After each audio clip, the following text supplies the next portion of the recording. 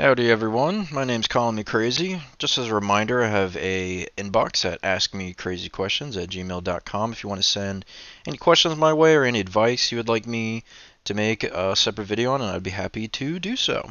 We're continuing the Men's Mental Health Awareness Month video streak thing that I've got going on, and we're talking about today a lack of a father figure in probably a good few of your lives. I'm assuming if you've clicked on this video, you've related to this or are just interested in the topic at hand. But I feel like I can get some good input on this. I have a dad, and he's been around all my whole life, but he has had no dad in his life besides foster parents. My dad grew up throughout all of the West. He's been through California.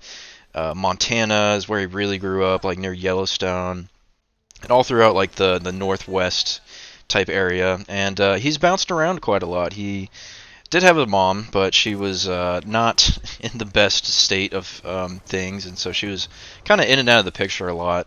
And he never had a dad. His dad pretty much left him when he was born, or maybe even before he was born.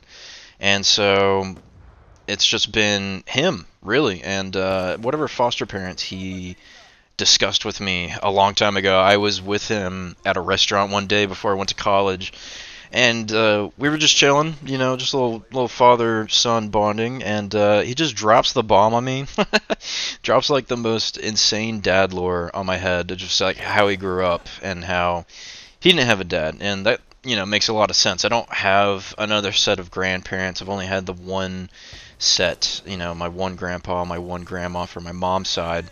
So I was like, okay, that explains, a good little bit, and that makes sense. But it also makes sense of, who he is and how he's been in my life. And I would say my dad has been there in important times.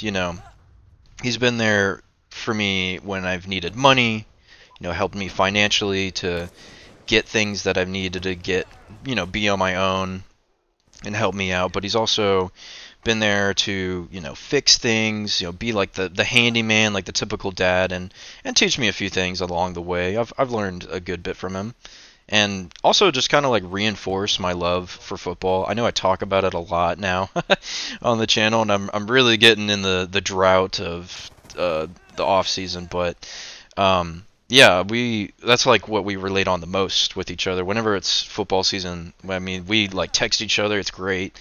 It's like our best bonding experience, and it's fantastic to at least have that aspect of a dad. But sometimes it does really feel like I don't have a dad, where emotionally he just doesn't talk about a lot.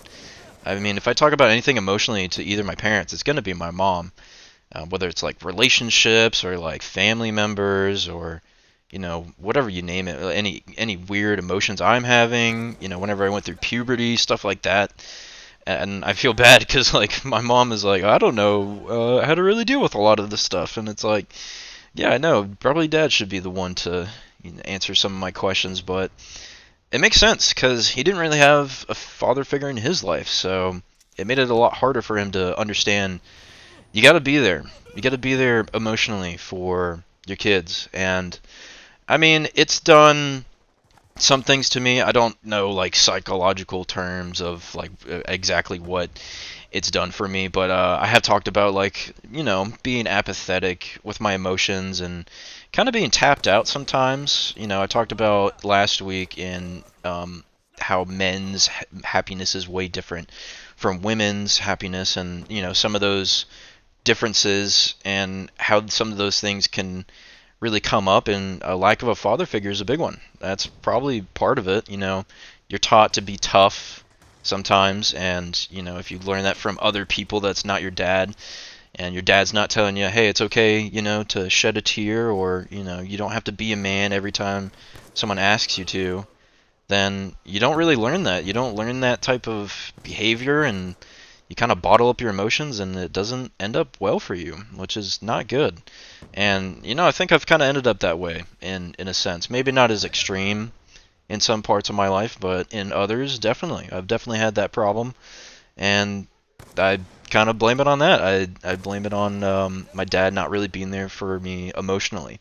And I'm sure plenty of you guys that have clicked on this video and already related to the title can feel that. You know, you can feel that and understand it from that perspective because it's very true. That's what happens. You could also kind of, I guess, sometimes be deemed as like a softie because you might be raised singly by your mom. And in a sense, I guess I was, but I wouldn't call myself a softie, really. I mean, like, I can handle a hard argument or, you know, a bad comeback or whatever you call it. And I've never been in a fight before physically, but I wouldn't be one to do that.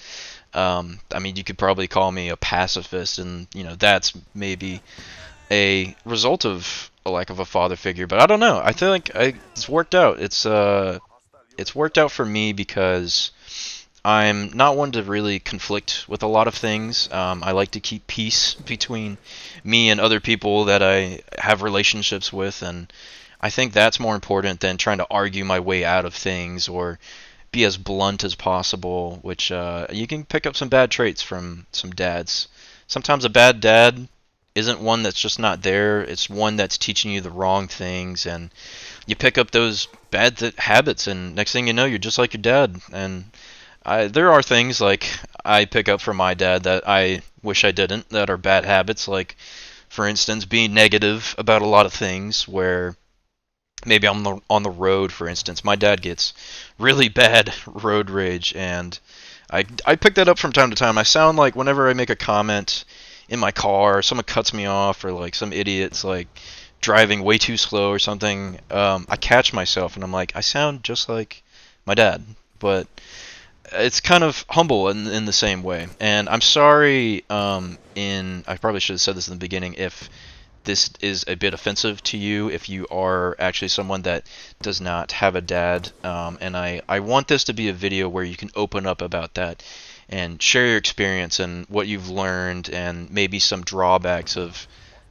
what you've experienced, because I think it's important for other people to see that and know. And I've tried to give my experience as much as I can in this video about how it's affected me, and maybe it hasn't been as um, you know, as intense as you maybe would think or would hope for as like a real lack of a father figure. But just know, not your biological dad does not have to be your actual father figure. It can be anyone, any man in your life, and I think that's very true. And you should look up to those people that positively change your life. And with that, I'm going to end the video. Thank you guys so much for watching, and I'll see y'all next time. Bye!